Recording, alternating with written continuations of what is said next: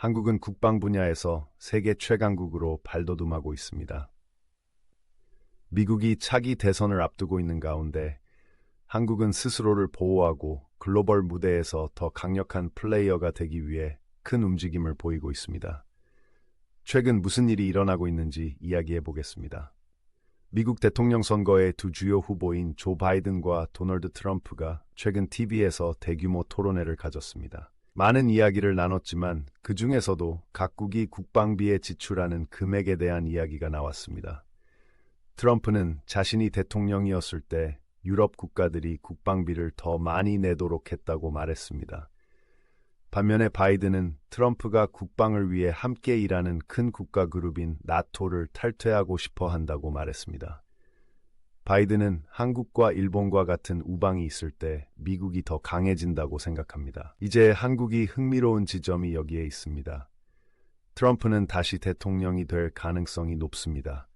그는 다른 나라보다 미국을 먼저 돕는 데 집중하겠다는 미국 우선주의로 잘 알려져 있습니다. 이 때문에 한국의 일부 사람들은 걱정하고 있습니다.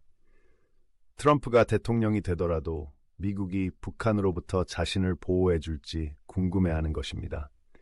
이런 걱정 때문에 한국의 일부 사람들은 자체 핵무기 보유를 고려해야 한다고 말하고 있습니다. 실제로 한 조사에 따르면 트럼프가 당선되면 한국 전문가 3명 중 1명은 한국이 핵무기를 보유해야 한다고 생각하는 것으로 나타났습니다. 이는 꽤 큰 문제입니다. 하지만 잠시 뒤로 물러나서 한국과 미국이 어떻게 국방을 위해 협력하고 있는지 이야기해 봅시다. 오랫동안 미국은 평화를 지키기 위해 한국에 군인을 파견해 왔습니다. 한국은 이를 돕기 위해 약간의 돈을 지불하고 있으며 수년에 걸쳐 점점 더 많은 돈을 지불하고 있습니다. 현재 한국은 군사기지 건설, 물자 지원, 미군과 함께 일하는 한국인 근로자의 임금 지급 등 다양한 방식으로 매년 1조 원 이상의 비용을 지불하고 있습니다. 또한 미군이 구매하는 물품에 세금을 부과하지 않는 등 다른 방식으로도 도움을 주고 있습니다. 이 모든 것을 통해 미국은 매년 약 1조 3천억 원을 절약하고 있습니다. 이 모든 도움에도 불구하고 트럼프는 자신이 대통령이 되었을 때 한국이 더 많은 돈을 내기를 원했습니다. 그는 처음에 50억 달러를 요구했는데 이는 한국이 지불하는 것보다 훨씬 많은 액수였습니다. 결국 13억 달러에 합의했지만 이는 트럼프가 퇴임하고 바이든이 대통령이 된 이후였습니다. 이 모든 상황은 한국이 스스로를 보호하는 방법에 대해 열심히 생각하게 만들었습니다. 한국의 일부 정치인들은 만일을 대비해 핵무기를 몇 개 보유해야 한다고 이야기하고 있습니다. 그들은 미국이 앞으로 북한보다 중국에 더 신경을 쓸까봐 걱정하고 있습니다. 하지만 모든 사람이 이에 동의하는 것은 아닙니다. 미국의 일부 사람들은 더 이상 한국에 많은 군인을 주둔시킬 필요가 없다고 생각합니다. 그들은 지금 큰 문제는 북한이 아니라 중국이라고 말합니다. 그들은 미국이 중국에 집중할 수 있도록 한국이 국방을 더 잘 관리해야 한다고 생각합니다. HR 맥메스터라는 전직 미국 정부 고위 관료와 같은 다른 사람들은 미군이 여전히 한국에 머무는 것이 정말 중요하다고 말합니다. 그는 전 세계를 더 안전하게 지키는 데 도움이 되며 모든 군인을 집으로 데려온 다음 문제가 생기면 다시 돌려보내는 것이 장기적으로 더 많은 비용이 들 것이라고 생각합니다. 이 모든 일이 진행되는 동안 한국은 가만히 앉아서 상황을 지켜보고만 있지 않습니다. 그들은 국방력을 강화하기 위해 열심히 노력하고 있습니다. KF-21 전투기나 FA-50 경전투기 같은 새로운 비행기를 만들고 있습니다. 이 비행기들은 한국을 보호하고 다른 나라에 판매할 수도 있는 정말 첨단 비행기들입니다.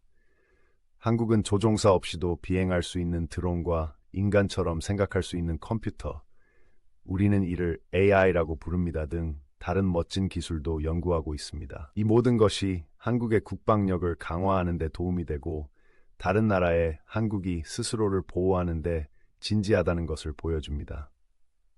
정말 흥미로운 점은 한국과 미국이 새로운 국방 기술을 구축하기 위해 더 많이 협력하기 시작했다는 것입니다. 미군의 주요 인사들이 방산 장비를 만드는 한국 기업을 방문하고 있습니다. 이는 한국과 미국이 앞으로 새로운 무기나 기타 군사 장비를 만들기 위해 협력할 수 있다는 것을 의미할 수 있습니다. 이 모든 것은 세계가 크게 변화하고 있는 시기에 일어나고 있는 일입니다. 중국 같은 나라는 점점 더 강해지고 있고 북한이 무슨 짓을 할지도 모른다는 걱정이 항상 존재합니다. 그래서 한국은 강력한 국방력을 갖추는 것이 정말 중요합니다. 한국은 자체적으로 국방에 힘쓰는 동시에 미국과 같은 다른 국가들과도 협력함으로써 어떤 일이 닥쳐도 대처할 준비가 되어 있다는 것을 보여주고 있습니다. 다른 나라의 보호만 기다리는 것이 아니라 스스로의 안전을 책임지고 있는 것입니다. 이는 과거와는 큰 변화입니다. 과거 한국은 미국의 보호에 많이 의존했습니다. 이제 한국은 더욱 독립적이면서도 여전히 미국과의 우호 관계를 굳건히 유지하고 있습니다.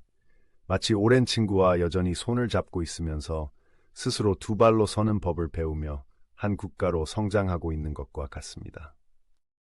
이 모든 것은 한국이 국방과 관련해 세계에서 더욱 중요한 국가가 되고 있다는 것을 의미합니다. 다른 나라들도 한국을 바라보는 시각이 달라지기 시작했습니다. 그들은 한국이 정말 좋은 군사 장비를 만들 수 있고 위험한 세상에서 안전을 유지하는 방법에 대한 현명한 아이디어를 가지고 있다는 것을 알고 있습니다. 이는 대한민국 국민들에게 좋은 소식입니다. 대한민국이 전 세계에서 더 강해지고 존경받는 나라가 되고 있다는 뜻이죠.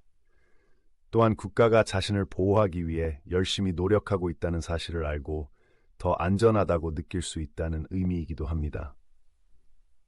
하지만 이는 한국에만 국한된 이야기가 아닙니다. 한국에서 일어나고 있는 일들은 다른 나라에도 변화를 가져올 수 있습니다. 한국이 정말 좋은 비행기와 기타 군사 장비를 만들 수 있다면 다른 나라에서도 이를 구매하고 싶어 할 것입니다. 이는 한국 경제에 도움이 되고 세계에서 한국의 위상을 더욱 높일 수 있습니다. 다른 나라에서 한국을 바라보는 시각이 어떻게 달라질지 생각해 보는 것도 흥미롭습니다. 한국을 단순히 휴대폰과 TV를 잘 만드는 나라로만 생각하지 않고 국방도 정말 잘하는 나라로 생각하게 될 수도 있습니다. 이 모든 것은 한국이 한 발 앞서 생각하기 때문에 일어나고 있는 일입니다. 그들은 오늘이나 내일만 걱정하는 것이 아니라 미래를 계획하고 있습니다. 10년, 20년 후에도 안전하려면 어떻게 해야 할까라는 질문을 스스로에게 던지고 있습니다. 그리고 그 계획을 실현하기 위해 열심히 노력하고 있습니다. 이러한 사고방식은 오늘날의 세계에서 매우 중요합니다. 상황은 빠르게 변화하고 있으며 국가는 모든 것에 대비해야 합니다. 한국은 국방을 위해 노력함으로써 미래에 닥칠 어떤 상황에도 맞설 준비가 되어 있다는 것을 보여주고 있습니다. 그렇다면 이 모든 것이 한국의 일반 국민에게는 어떤 의미일까요? 아마도 대한민국에 대해 좀 더 자신감을 갖게 되었다는 의미일 것입니다. 새로운 비행기나 선박이 건조된다는 뉴스를 더 많이 보게 될 수도 있습니다. 군용 물품을 만드는 회사에서 더 많은 일자리가 생길 수도 있습니다. 다른 나라 사람들에게는 뉴스에서 한국에 대한 소식을 더 많이 듣는 것을 의미할 수도 있습니다. K-팝이나 한국 드라마에 대한 이야기만 듣던 것에서 벗어나 한국의 제특이나 선박에 대한 이야기를 듣게 될 수도 있습니다. 결국 한국의 국방은 매우 중요한 문제입니다. 한국이 스스로를 바라보는 시각과 다른 나라들이 한국을 바라보는 시각을 바꾸고 있습니다. 대한민국을 더 강하고 독립적으로 만들고 있습니다. 그리고 이 모든 것은 한국이 미래를 대비하기 위해 미리 생각하고 열심히 노력하고 있기 때문에 일어나고 있습니다. 앞으로 어떤 일이 일어날지 지켜보면서 한 가지 분명한 것은 한국이 국방 분야에서 더 큰 플레이어가 되고 있다는 것입니다. 새로운 비행기를 만들든 다른 국가와 협력하든 안전을 유지하는 방법에 대한 새로운 아이디어를 내놓든 한국은 세계에서 더 큰 역할을 할 준비가 되어 있다는 것을 보여주고 있습니다. 이는 한국은 물론 전 세계에도 매우 고무적인 소식입니다. 한국은 방위산업 분야에서 큰 파장을 일으키고 있습니다. 한국의 군사기술은 점점 더 발전하고 있으며 다른 국가들도 주목하기 시작했습니다. 무슨 일이 일어나고 있는지 자세히 살펴볼까요? 한국이 전자제품과 자동차로 유명했던 시절을 기억하시나요? 이제는 다른 것, 즉 정말 멋진 군사 장비로 유명해지고 있습니다. 한국은 방위 산업을 발전시키기 위해 수년 동안 열심히 노력해왔고 그 모든 노력이 결실을 맺고 있습니다. 한국 방위 산업의 스타 중 하나는 K-라임 썬더입니다. 크고 강력한 자주 곡사포로 큰 포탄을 아주 멀리 발사할 수 있는 전차의 멋진 이름입니다. K-라임은 전 세계 각국에서 구매를 원할 정도로 좋은 전차입니다. 폴란드, 터키, 인도, 심지어 멀리 떨어진 호주에서도 K-라임을 구매했습니다. 왜 그럴까요? 견고하고 정확하며 대부분의 다른 곡사포보다 더 멀리 쏠 수 있기 때문입니다. 하지만 한국의 자랑은 K9뿐만이 아닙니다. K2 블랙팬서 전차도 있습니다. 이 전차는 매우 진보된 전차입니다. 특수 서스펜션 시스템이 장착되어 있어 장애물을 넘을 때 웅크리거나 일어서서 사격할 수 있습니다. 모든 종류의 공격으로부터 전차를 보호할 수 있는 강력한 주포와 장갑을 갖추고 있습니다. K2는 매우 인상적이어서 폴란드에서 전량 구매하기로 결정했습니다. 그리고 비행기도 빼놓을 수 없죠. 한국은 KF-21 보라매라는 전투기를 개발 중입니다. 자체적으로 전투기를 만들 수 있는 국가가 많지 않기 때문에 이것은 큰 문제입니다. KF-21은 아직 테스트 중이지만 이미 정말 좋아 보입니다. 빠르고 은밀해서 적의 레이더에 잡히기 어렵고 많은 무기를 탑재할 수 있습니다. 한국도 함정 제작에 매우 능숙해지고 있습니다. 세종대왕급 구축함과 같은 인상적인 구축함을 만들었습니다. 이 함선에는 온갖 첨단 장비와 무기가 탑재되어 있습니다. 미사일을 방어하고 지상의 목표물을 쏘고 잠수함도 사냥할 수 있습니다. 이제 한국이 왜 이 모든 군사 장비에 그렇게 많은 노력을 기울이는지 궁금할 것입니다. 몇 가지 이유가 있습니다. 첫째, 한국은 험난한 이웃에 살고 있습니다. 북한은 바로 옆에 있고 항상 문제를 일으키고 있습니다. 강력한 군대를 보유함으로써 한국은 스스로를 보호할 수 있습니다. 하지만 다른 이유도 있습니다. 한국은 군사 장비를 판매하는 것이 경제에 큰 도움이 될 수 있다는 것을 깨달았습니다. 다른 나라들이 한국의 무기를 사면 많은 돈이 들어옵니다. 이 돈은 더 좋은 무기를 만들거나 다른 지역을 돕는 데 사용될 수 있습니다. 한국 방위산업의 성공은 생각해보면 정말 놀랍습니다. 얼마 전까지만 해도 한국은 대부분의 무기를 다른 나라, 특히 미국에서 구매했습니다. 이제 한국은 최고 품질의 장비를 자체적으로 만들어 다른 나라에 판매하고 있습니다. 한국 방위산업의 가장 멋진 점 중 하나는 빠르게 성장하고 있다는 점입니다. 불과 몇 년 전만 해도 아무도 한국 무기에 대해 이야기하지 않았습니다. 이제 대규모 국제 방산 전시회에서는 모두가 한국의 무기를 보고 싶어 합니다. K9 썬더를 예로 들어보겠습니다. 처음 출시됐을 때만 해도 잘할 수 있을지 의문을 품는 사람들이 많았습니다. 하지만 지금은 세계 최고의 곡사포 중 하나로 인정받고 있습니다. 각국에서 구매를 위해 줄을 서고 있습니다. 그리고 멋진 점은 한국이 계속해서 더 나은 제품을 만들고 있다는 것입니다. 더 멀리 쏘고 더 적은 인원으로 조종할 수 있는 새로운 버전을 개발 중입니다. 한국의 함정에서도 같은 일이 일어나고 있습니다. 한국은 처음에는 작은 경비정을 만들었습니다. 이제는 모든 종류의 임무를 수행할 수 있는 거대하고 첨단화된 구축함을 만들고 있습니다. 일부 전문가들은 한국의 함정이 미국이나 일본이 만든 함정만큼 좋아지고 있다고 말합니다. 한국이 정말 빛을 발하기 시작한 분야 중 하나는 무인 차량 분야입니다. 드론이나 로봇과 같이 사람을 위험에 빠뜨리지 않고 위험한 작업을 수행할 수 있는 것들이죠.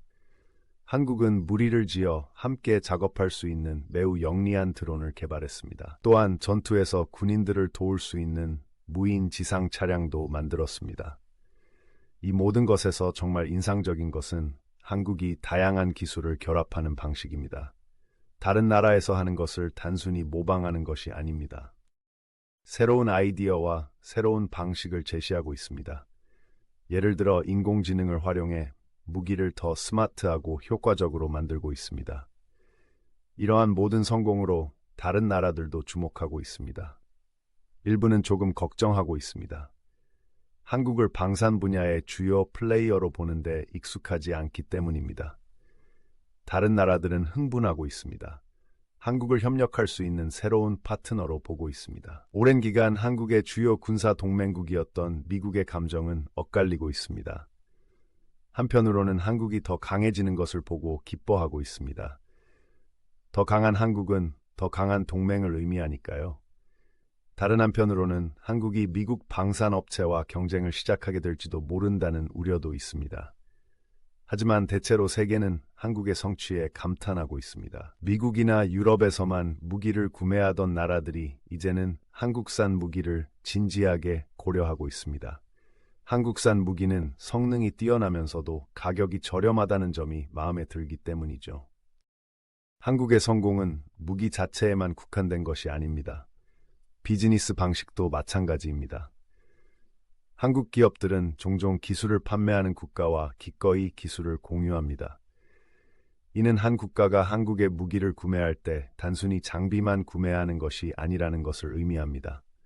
언젠가는 자체적으로 무기를 만들 수 있는 노하우도 얻게 됩니다. 이러한 접근 방식 덕분에 한국은 자체 방위 산업을 구축하고자 하는 국가들에게 매우 인기가 있습니다. 예를 들어 한국이 폴란드에 탱크를 판매할 때 폴란드가 탱크의 부품을 생산하는 공장을 설립하는 것도 돕고 있습니다. 이를 통해 폴란드의 일자리가 창출되고 새로운 기술을 배울 수 있습니다. 물론 모든 것이 순조롭게 진행된 것은 아닙니다. 그 과정에서 몇 가지 어려움이 있었습니다. 한국의 프로젝트 중 일부는 지연되거나 기술적 문제에 직면하기도 했습니다. 하지만 인상적인 것은 이러한 문제를 얼마나 빠르게 해결할 수 있었는지입니다. 한국의 방위산업 성장이 다른 국가와의 관계에 어떤 영향을 미칠 것인가에 대한 질문도 있습니다. 일부에서는 한국이 더 많은 무기를 판매함에 따라 피하고 싶은 분쟁에 휘말릴 수 있다고 우려합니다. 하지만 지금까지 한국은 누구에게 무기를 판매하는지에 대해 신중을 기해왔습니다. 미래를 내다보면 한국의 방위산업은 더 커지고 더 발전할 것으로 보입니다.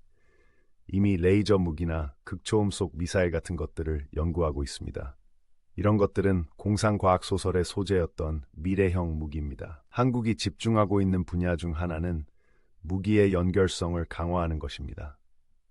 서로 다른 무기가 서로 대화하고 정보를 공유할 수 있는 시스템을 연구하고 있습니다. 이를 통해 한국군은 전투에서 훨씬 더 효과적으로 대응할 수 있습니다. 이러한 모든 진전은 한국인들을 자랑스럽게 만들고 있습니다. 한국인들은 방위산업에서 한국이 세계 주요 강국으로 부상하고 있다는 신호로 보고 있습니다. 단순히 돈을 벌거나 강력한 군대를 보유하는 것이 아닙니다. 한국이 할 수 있는 것을 세계에 보여주는 것입니다. 한국의 젊은이들에게 방위산업의 성장은 새로운 기회를 의미하기도 합니다. 점점 더 많은 학생들이 로봇공학, 항공우주공학, 컴퓨터공학 등을 공부하며 이러한 흥미로운 신기술 분야에서 일하기를 희망하고 있습니다. 결국 한국의 국방강국으로의 부상은 국제관계의 큰 변화입니다. 작고 약해 보였던 나라가 어떻게 강하고 존경받는 나라가 될 수 있는지 보여줍니다. 이는 노력과 영리한 사고, 결단력이 결실을 맺은 이야기입니다. 한국의 방위산업이 성장하는 모습을 지켜보면서 한 가지 분명한 것은 앞으로 전 세계가 한국의 탱크, 함정, 비행기, 첨단 장비에 대해 더 많이 듣게 될 것이라는 점입니다. 그리고 누가 알겠습니까? 군사기술의 다음 큰 혁신은 한국의 한 연구소나 공장에서 나올지도 모릅니다. 국방의 세계는 변화하고 있으며 한국은 그 변화의 한가운데에 있습니다. 미국이 차기 대통령 선거를 준비하면서 국방과 동맹에 대한 논의가 뜨겁게 달아오르고 있습니다. 무슨 일이 일어나고 있는지, 그리고 이것이 한국과 전 세계에 왜 중요한지 자세히 알아보세요. 이 상황을 상상해 보세요. 조 바이든 대통령과 도널드 트럼프 전 대통령이라는 두 명의 강력한 인물이 TV 토론에서 맞붙습니다. 두 사람은 많은 이야기를 나누지만 한 가지 주제, 즉 국방에 대한 이야기가 계속 나옵니다. 트럼프는 자신이 어떻게 유럽 국가들이 방위비를 더 많이 내도록 만들었는지 자랑합니다. 바이든은 어려운 시기에 도움을 주는 한국과 일본 같은 우방이 있기에 미국이 강하다고 반격합니다. 이제 내가 왜 미국 정치인의 말에 신경을 써야 하나요? 라고 생각할 수도 있습니다. 그들의 말과 행동이 한국의 안전과 지갑에 큰 영향을 미칠 수 있기 때문입니다. 자세히 살펴보겠습니다. 사업가에서 대통령으로 변신한 트럼프는 다른 나라들이 방위비를 더 많이 내도록 하는데 항상 큰 관심을 가져왔습니다.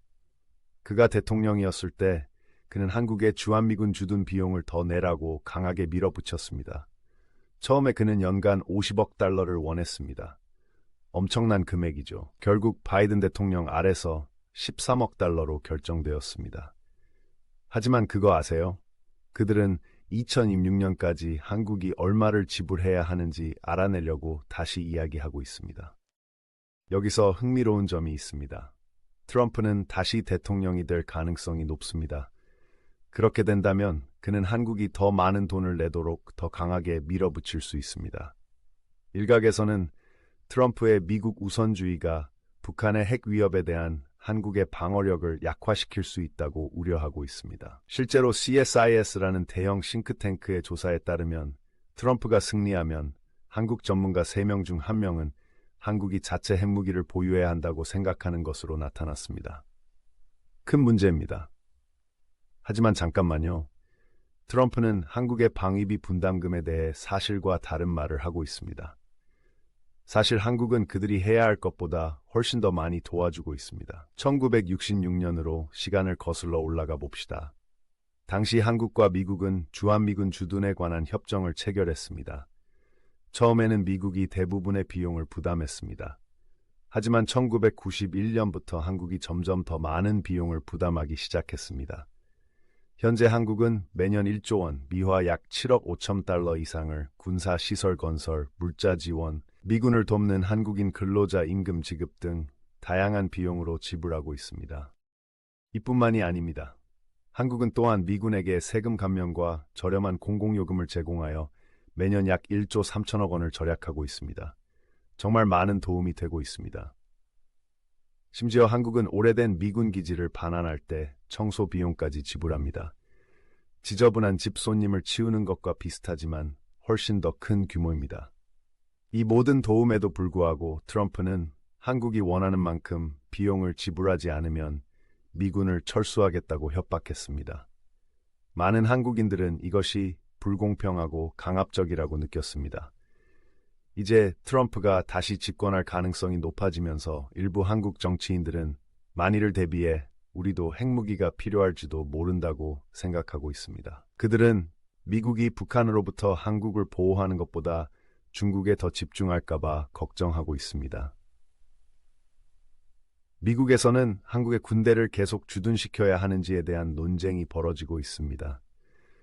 어떤 사람들은 더 큰 문제는 북한이 아니라 중국이기 때문에 중국에 그렇게 많은 군인이 필요하지 않을 수도 있다고 말합니다. 미국 정부에서 일했던 엘브리지 콜비라는 사람은 한국이 스스로를 더 잘 돌봐야 한다고 생각합니다. 그래야 미국이 언젠가 중국과 싸워야 할 때를 대비해 힘을 비축할 수 있다는 것이 그의 주장입니다. 하지만 모두가 동의하는 것은 아닙니다. 대통령에게 안보 자문을 맡았던 맥메스터 보좌관은 한국에 미군을 주둔시키는 것이 전 세계의 안전을 지키는 데 매우 중요하다고 말합니다. 그는 또한 나중에 필요할 때 그들을 돌려보내는 것보다 그곳에 머무르는 것이 더 저렴하다고 말합니다. 여기에 흥미로운 소식이 있습니다.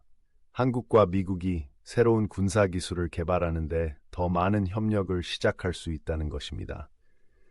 미군의 거물급 인사들이 한화 에어로스페이스와 한국항공우주산업 같은 한국 기업을 방문하고 있습니다. 그들은 KF-21 전투기와 FA-50 경전투기와 같은 멋진 것들을 함께 연구하는 것에 대해 이야기하고 있습니다. 이는 미국이 한국을 강력한 국방 파트너로 보고 있다는 것을 보여주기 때문에 큰 의미가 있습니다. 한국은 가만히 앉아서 도움을 기다리는 것이 아닙니다. 스스로 국방력을 강화하기 위해 분주하게 움직이고 있습니다. 첨단 드론을 개발하고 인공지능, 초지능 컴퓨터 두뇌를 국방에 활용하고 있습니다. 이를 통해 한국은 국방에 관한 한 정말 잘 아는 나라로 지도 위에 올라서고 있습니다. 이 모든 것은 세상이 변화하고 있기 때문에 일어나고 있는 일입니다. 새로운 위험과 도전이 존재하며 각국은 이에 대비해야 합니다.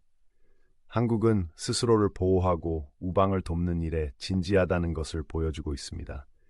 국방에 돈을 쓰고 있지만 자신과 다른 나라에 도움이 될 수 있는 새로운 기술을 개발하여 현명하게 국방을 하고 있습니다.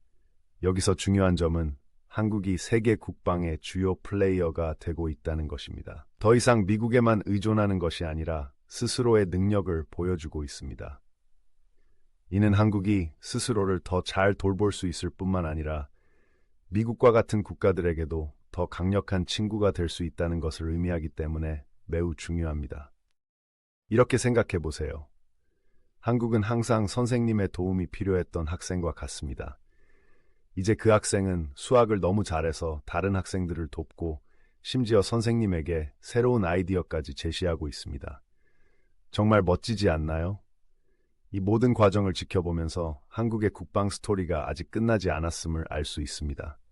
결국 자체 핵무기를 만들게 될까요? 국가 방어 방식을 바꾸는 놀라운 신기술을 개발할까요? 미국과 다른 국가들에게 더욱 중요한 동맹국이 될까요? 이는 매우 중요한 질문이며 그 해답에 따라 한국의 미래뿐만 아니라 영내 전체의 안전과 안정이 결정될 것입니다.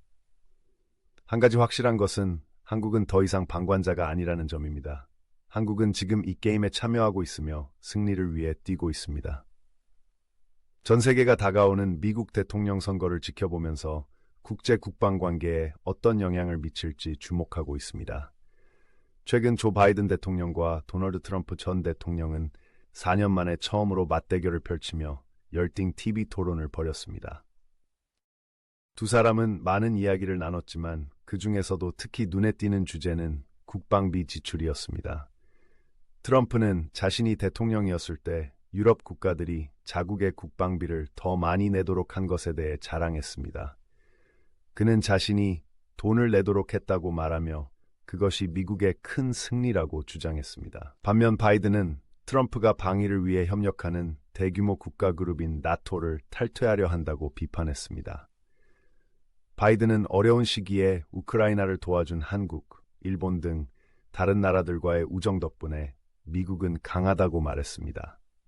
하지만 여기서 흥미로운 점은 다른 나라에서 토론을 지켜본 일부 사람들은 바이든의 발언에 큰 감명을 받지 않았다는 것입니다. 서방 국가의 한 외교관은 트럼프가 사실이 아닌 말을 하긴 했지만 적어도 트럼프의 말은 명확했다고 말했습니다. 그들은 바이든이 약간 피곤해 보였고 기대만큼 잘하지 못했다고 생각했습니다. 이제 모두가 트럼프가 다시 대통령이 된다면 어떤 일이 일어날지 이야기하고 있습니다. 트럼프는 승리할 가능성이 높으며 사람들은 그가 무엇을 하고 싶어 하는지 궁금해합니다. 트럼프가 하는 말 중 일부는 항상 정확한 것은 아니지만 평생 사업가로 살아온 트럼프는 국방 지출에 정말 관심이 있는 것 같습니다. 트럼프는 이전에 대통령이었을 때 한국에 미군 주둔 비용을 더 내라고 강하게 밀어붙였습니다. 처음에는 매년 무려 50억 달러를 요구했습니다. 엄청난 금액이죠. 결국 바이든 대통령 아래서 13억 달러에 합의했습니다. 지금은 한국이 앞으로 몇 년 동안 얼마를 내야 할지 다시 논의하고 있습니다. 일부 사람들은 트럼프의 미국 우선주의에 대해 걱정하고 있습니다.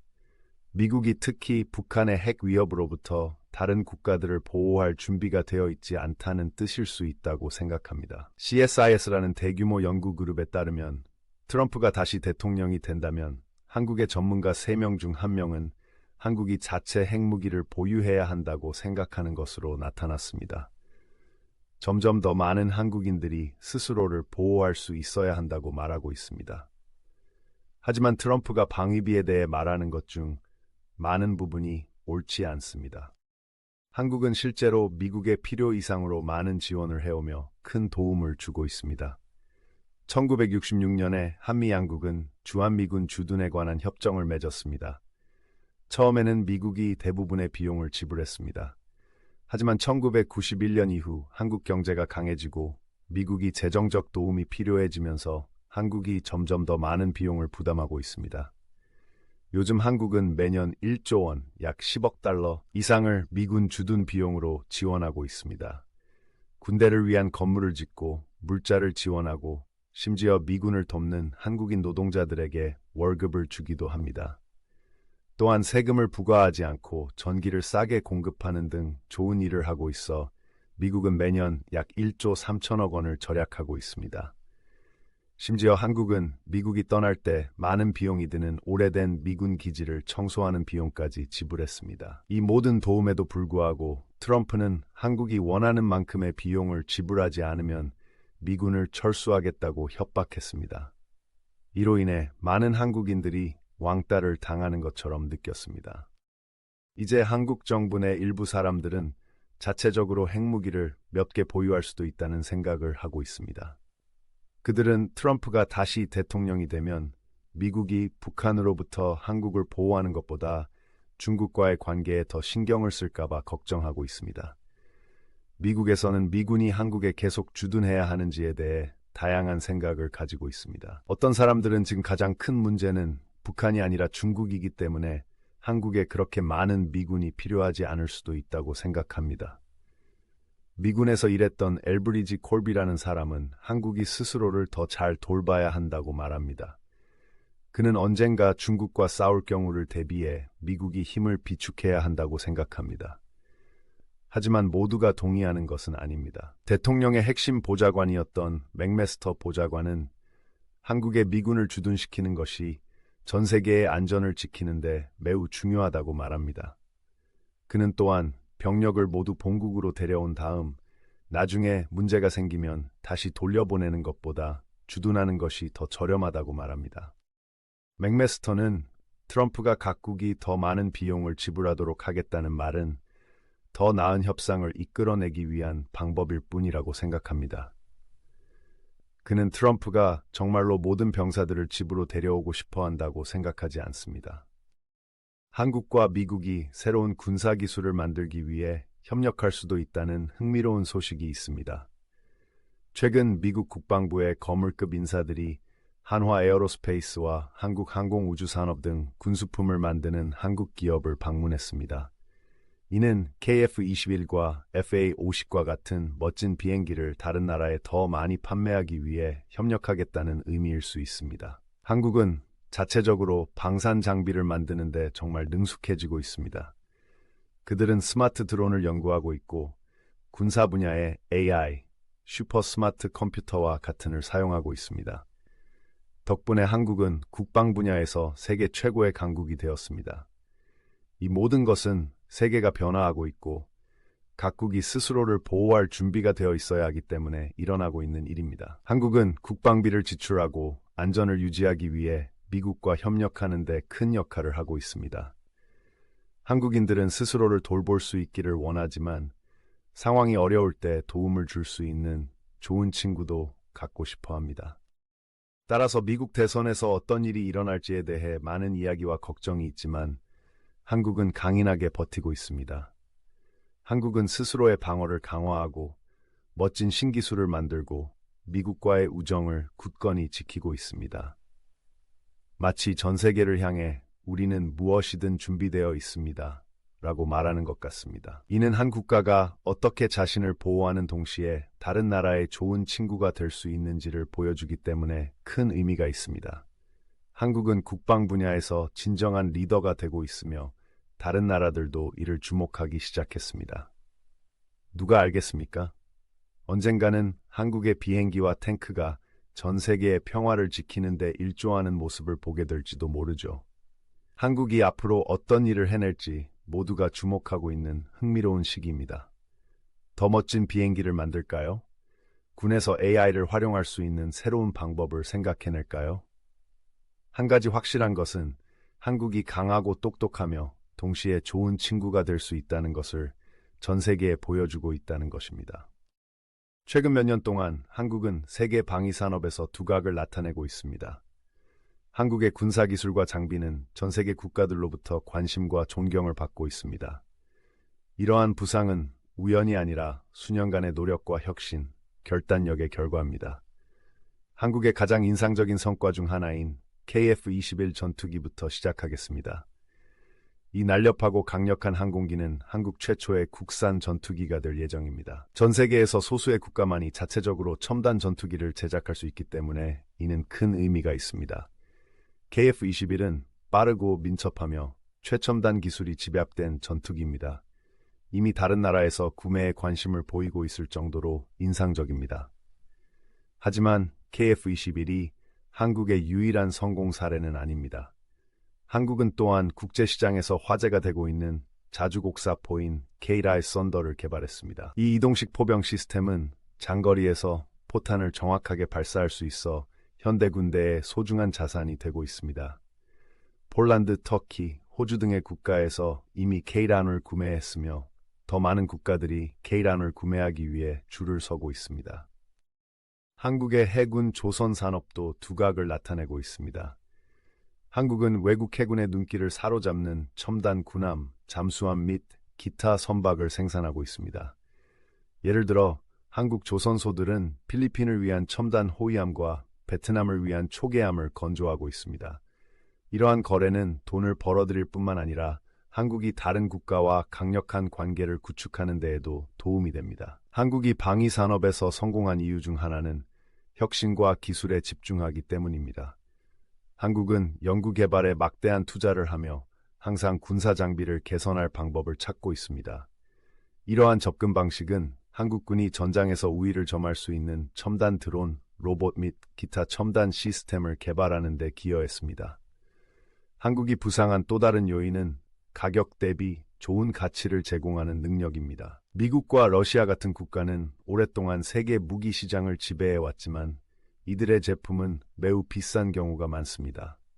한국은 고품질의 장비를 보다 저렴한 가격에 생산함으로써 최적의 지점을 찾았습니다. 따라서 한국의 무기와 차량은 큰 비용을 들이지 않고 군대를 현대화하고자 하는 국가들에게 매력적입니다. 한국 방위산업의 성공은 비즈니스에만 도움이 되는 것이 아니라 한국의 군대 강화에도 도움이 되고 있습니다. 한국은 자체적으로 장비를 개발하고 생산함으로써 해외 공급업체에 대한 의존도를 낮추고 있습니다. 이는 한국이 스스로를 더 잘 방어하고 어떤 위협에도 신속하게 대응할 수 있다는 것을 의미합니다. 한국의 방산 수출은 외교와 국제협력의 문도 열어주고 있습니다. 한 국가가 한국의 군사 장비를 구매하면 양국 간의 관계가 더욱 긴밀해지는 경우가 많습니다. 여기에는 합동 군사 훈련, 기술 공유 및 기타 형태의 협력이 포함될 수 있습니다. 이처럼 한국은 방위 산업을 통해 전 세계와 우호 관계를 맺고 동맹을 구축하고 있습니다. 물론 한국 방위 산업의 부상은 경쟁국들에게도 눈에 띄지 않는 것은 아닙니다. 중국과 러시아 같은 국가들이 예의주시하고 있으며 일부는 한국의 설계를 모방하려는 시도까지 하고 있습니다. 하지만 한국은 현실에 안주하지 않습니다. 한국은 항상 군사기술 분야에서 다음 단계의 획기적인 발전을 모색하며 계속 전진하고 있습니다. 특히 한국이 주목할 만한 진전을 보이고 있는 분야는 무인 시스템입니다. 한국은 정찰과 전투 임무를 위한 첨단 드론을 개발하고 있습니다. 이러한 드론은 장거리를 비행하고 정보를 수집하며 필요한 경우 무기를 운반할 수도 있습니다. 드론은 유인 항공기보다 저렴하고 안전하기 때문에 많은 군대에서 매력적인 옵션이 되고 있습니다. 한국도 군사용 인공지능에 많은 투자를 하고 있습니다. 여기에는 AI 기반 의사결정 시스템부터 위험한 환경에서도 작동할 수 있는 로봇까지 모든 것이 포함됩니다. 이러한 첨단 기술을 수용함으로써 한국은 차세대 전쟁의 최전선에 서고 있습니다. 한국 방위 산업의 성공은 국가 경제 전반에 긍정적인 영향을 미치고 있습니다. 일자리를 창출하고 혁신을 주도하며 귀중한 외화를 벌어들이고 있습니다. 군사용으로 개발된 많은 기술이 민간용으로도 적용되어 로봇공학, 재료과학, 항공우주와 같은 분야의 발전으로 이어지고 있습니다. 한국의 방위산업은 계속 성장하고 있지만 몇 가지 도전 과제에 직면해 있습니다. 가장 큰 과제 중 하나는 자국군의 필요와 무기 및 장비 수출에 대한 욕구 사이의 균형을 맞추는 것입니다. 민감한 기술이 잘못된 손에 들어갈 수 있는 위험이 항상 존재하기 때문에 무엇을 누구에게 판매할지 신중하게 결정해야 합니다. 또 다른 과제는 동맹국, 특히 미국과의 관계 관리입니다. 한국의 국방력 강화는 일반적으로 긍정적인 발전으로 여겨지지만 한국 기업이 국제 계약을 위해 미국 기업과 직접 경쟁할 때 때때로 긴장이 조성되기도 합니다. 그러나 양국은 서로의 강점을 보완하고 협력할 수 있는 방법을 찾고 있습니다. 미래를 내다볼 때 한국의 방위 산업은 둔화될 기미가 보이지 않습니다. 한국은 차세대 전차, 스텔스 드론, 우주 기반 군사 자산 등 더욱 발전된 무기 시스템을 개발하려는 야심찬 계획을 가지고 있습니다. 한국은 기술력, 제조 전문성, 가격 경쟁력을 모두 갖추고 있어 글로벌 방위 시장에서 더 큰 플레이어가 될 수 있는 유리한 위치에 있습니다. 가장 흥미로운 프로젝트 중 하나는 한국의 자체 잠수함 발사 탄도미사일 개발입니다. 이는 중요한 이정표가 될 것이며 한국은 이 첨단 능력을 갖춘 엘리트 국가 클럽에 속하게 될 것입니다. 잠수함에서 미사일을 발사할 수 있게 되면 잠재적 위협에 대한 한국의 억지력이 크게 강화될 것입니다. 한국의 방위 산업이 성장함에 따라 지속 가능성과 환경적 책임에도 더욱 집중하고 있습니다. 한국은 군 장비의 연료 효율을 높이고 탄소 발자국을 줄이는 방법을 모색하고 있습니다. 여기에는 군용 하이브리드 및 전기 자동차 개발과 제조 과정에서 보다 친환경적인 소재를 사용하는 것이 포함됩니다. 방위 산업에서 한국의 성공은 많은 국민에게 국가적 자부심의 원천입니다. 이는 한국의 기술력과 세계 무대에서 경쟁할 수 있는 능력을 입증하는 증거로 여겨집니다. 그러나 이러한 성공에는 책임도 따릅니다. 한국은 자국의 무기가 분쟁에 사용될 수 있다는 것을 알고 있기 때문에 판매 대상에 신중을 기하고 지역의 평화와 안정을 증진하기 위해 노력하고 있습니다. 결론적으로 한국이 세계 방위 산업의 주요 플레이어로 부상한 것은 놀라운 성과입니다. 혁신과 노력, 스마트한 비즈니스 전략을 통해 한국은 고품질 군사 장비에 신뢰할 수 있는 공급업체로 자리매김했습니다. 한국은 방위 기술의 경계를 계속 넓혀가면서 자국의 미래뿐만 아니라 글로벌 안보의 미래를 만들어가는 데도 기여하고 있습니다. 전 세계는 이 역동적이고 야심찬 국가가 앞으로 어떤 놀라운 발전을 이룰지 주목하고 있습니다. 한국은 국방 분야에서 큰 움직임을 보이고 있습니다. 미국이 차기 대선을 준비하면서 많은 사람들이 이것이 한국의 안보에 어떤 영향을 미칠지 궁금해하고 있습니다. 하지만 한국은 가만히 앉아서 기다리고만 있지 않습니다. 스스로를 보호하고 글로벌 국방의 주요 플레이어가 되기 위한 조치를 취하고 있습니다. 최근 뉴스부터 시작하겠습니다. 조 바이든 대통령과 도널드 트럼프 전 대통령이 최근 TV에서 토론을 벌였습니다. 두 사람은 많은 이야기를 나누었지만 그중 중요한 주제는 국방비 지출이었습니다. 트럼프는 자신이 대통령이었을 때 유럽 국가들이 방위비를 더 많이 내도록 했다고 말했습니다. 바이든은 이에 동의하지 않고 미국은 한국, 일본 등 다른 국가와의 우호 관계 때문에 강하다고 말했습니다. 토론을 지켜본 일부 사람들은 바이든에게 그다지 감명을 받지 못했습니다. 그들은 그가 설명을 잘하지 못한다고 생각했습니다. 반면에 트럼프는 비록 그가 말한 내용 중 일부는 완전히 정확하지 않더라도 더 명확하게 말했습니다. 이 때문에 일부 국가에서는 트럼프가 다시 대통령이 되면 어떤 일이 벌어질지 걱정하고 있습니다. 트럼프는 국방비 지출에 대해 큰 생각을 가지고 있습니다. 그는 사업가이기 때문에 항상 돈에 대해 생각하고 있습니다. 그는 이전에 대통령이 되었을 때 한국이 미군을 주둔시키는 대가로 훨씬 더 많은 돈을 지불하기를 원했습니다. 처음에 그는 연간 50억 달러를 요구했습니다. 엄청난 금액이죠. 결국 한국은 바이든 대통령 아래에서 13억 달러를 지불하기로 합의했습니다. 이제 앞으로 몇 년 동안 한국이 얼마를 내야 할지 논의 중입니다. 일각에선 트럼프가 다시 대통령이 되면 북한 핵무기로부터 한국을 보호하지 않을 수도 있다고 우려하고 있습니다. 이로 인해 한국의 일부 전문가들은 한국이 자체적으로 핵무기를 보유해야 한다고 생각합니다. 한 연구에 따르면 트럼프가 승리할 경우 한국 전문가의 약 3분의 1이 한국이 핵무기를 보유해야 한다고 생각하는 것으로 나타났습니다. 하지만 트럼프가 국방비 지출에 대해 말하는 것 중 많은 부분이 사실과 다릅니다. 한국은 실제로 오랫동안 미군을 지원하기 위해 많은 비용을 지불해왔습니다. 1991년 경제가 강해지고 미국의 도움이 필요했기 때문에 방위비 분담금을 내기 시작했습니다. 현재 한국은 매년 1조 원, 약 8억 4천억 이상의 분담금을 지불하고 있습니다. 이 돈은 군대를 위한 시설을 짓고 보급품을 구입하고 미군을 돕는 한국인 근로자의 임금까지 지급합니다. 한국은 그보다 더 많은 일을 하고 있습니다. 미군에게 세금을 내지 않게 하고 전기와 수도도 더 싸게 공급합니다. 이를 통해 미국은 매년 약 1조 3천억 원, 약 11억 달러를 절약하고 있습니다. 한국은 또한 오래된 미군 기지를 청소하는 데 돈을 썼습니다. 그래서 정말 많은 도움을 주고 있습니다.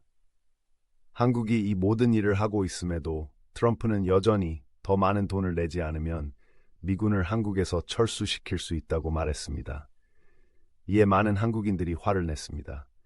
그들은 트럼프가 더 많은 돈을 내라고 강요하는 것처럼 느꼈습니다. 이제 한국의 일부 사람들은 트럼프가 다시 대통령이 되면 어떻게 해야 할지 고민하고 있습니다. 그들은 한국이 자체적으로 핵무기를 보유해야 하지 않을까 고민하고 있습니다. 미국이 앞으로 많은 도움을 원하지 않을 경우 한국을 보호하는 데 도움이 될 수 있다고 생각하기 때문입니다.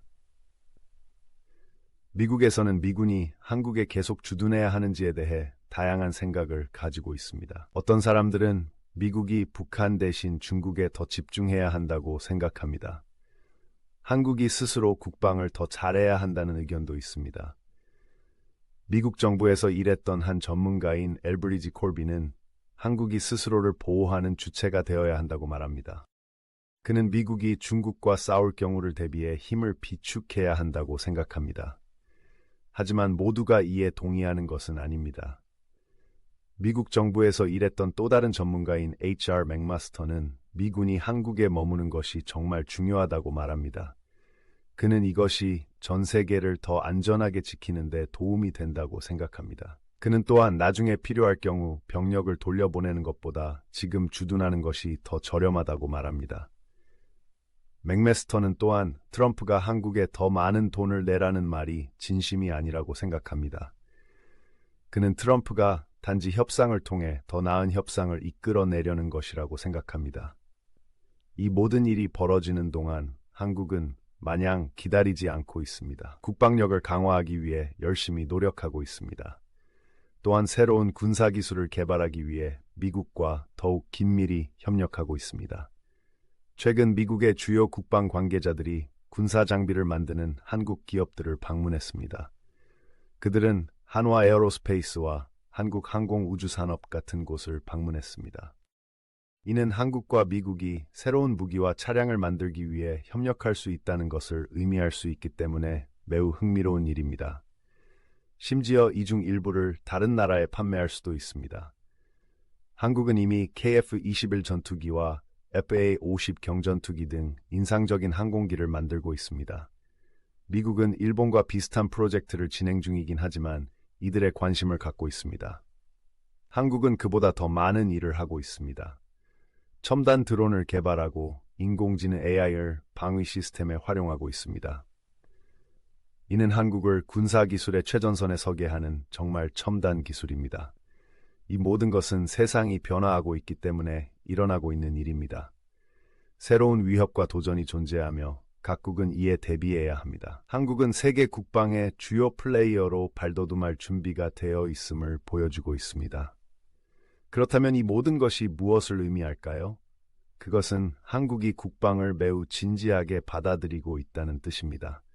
미국에만 의존하지 않고 스스로를 보호하고 있습니다. 대신 자체적으로 힘을 키우고 다른 국가와 협력하여 새로운 기술을 개발하고 있습니다. 이는 다른 나라의 선거에서 어떤 일이 일어나더라도 한국이 스스로를 더 잘 보호할 수 있다는 것을 의미하기 때문에 현명합니다. 동시에 한국은 미국과의 우정을 잊지 않고 양국에 도움이 되는 새로운 협력 방법을 찾고 있습니다. 새로운 기술을 함께 개발함으로써 한국과 미국 모두 국방 분야에서 앞서 나갈 수 있습니다.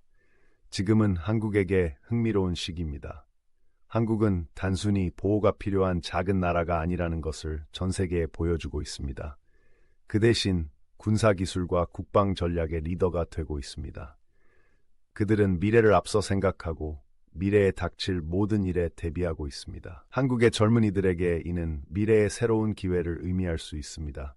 국방기술, 엔지니어링, 국제관계 분야에서 더 많은 일자리가 생길 수 있습니다. 한국이 세계 무대에서 빛을 발할 수 있는 기회입니다. 물론 이 모든 일은 세계가 위험한 곳이 될 수 있기 때문에 일어나고 있는 일입니다. 북한과 중국 같은 나라는 항상 뉴스에 오르내리고 있으며 한국은 모든 것에 대비해야 합니다. 하지만 한국은 걱정만 하는 대신 행동을 취하고 있습니다. 두뇌와 기술을 활용해 안전을 확보하기 위해 노력하고 있습니다. 하지만 단순히 무기를 만드는 것만이 능사가 아닙니다. 현명하고 전략적인 대응이 필요합니다. 한국은 가능한 최선의 방법으로 자원을 사용하는 방법에 대해 신중하게 생각하고 있습니다. 그들은 미래의 전쟁 방식을 바꿀 수 있는 인공지능과 드론과 같은 새로운 기술에 주목하고 있습니다. 이는 한국 경제에도 좋은 소식입니다. 새로운 군사 기술을 개발하면 그중 일부를 다른 나라에 판매할 수 있기 때문입니다. 이는 한국에 돈이 들어오고 일자리 창출에도 도움이 됩니다. 따라서 전 세계가 미국 대선의 결과를 지켜보는 동안 한국은 바쁘게 일하고 있습니다. 그들은 미래를 위해 무언가를 만들고 발명하고 계획하고 있습니다. 다른 나라들만큼 크지 않은 나라도 국방에 있어서는 진정한 리더가 될 수 있다는 것을 보여주고 있습니다. 결국 이 이야기는 한 나라가 자신의 운명을 스스로 통제하는 이야기입니다. 대한민국은 다른 나라의 결정을 기다리지 않습니다. 스스로 선택하고 스스로의 힘을 키우고 있습니다. 이는 한 나라가 어떻게 도전에 정면으로 맞서고 더 강해질 수 있는지를 보여주는 고무적인 사례입니다. 미래를 내다볼 때 한국이 세계 방위에서 중요한 역할을 할 것은 분명합니다. 남을 따라가는 것이 아니라 선도하는 것입니다. 이는 모든 한국인이 자랑스러워할 만한 일입니다.